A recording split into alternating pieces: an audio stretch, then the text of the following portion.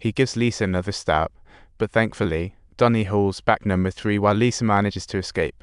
Jessie spots Lisa fleeing and immediately chases after her, seeing her sprint into the equipment room, calling for help on the intercom. She yells into the intercom, claiming everyone's dead and pleading for any listener to save her. It's like she's desperately begging in a survival game. As Jessie's voice grows closer, Lisa can only flee again. Meanwhile, Jessie stumbles upon a killing site in a corner. The place is filled with Lisa's corpses, and injured Lisa keeps crawling inside, completely unaware that Jessie before her isn't the killer.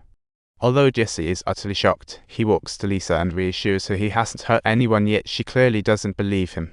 With the sound of a scuffle approaching, Jessie gets up to see number 2 just finished off number 3 and unceremoniously tossed him overboard.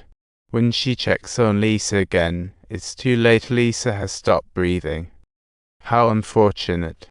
Distant cries for help echo as a new batch of similar folks prepares to board. Could it be that the cycle is beginning? Jessie dashes down, but the others are already aboard.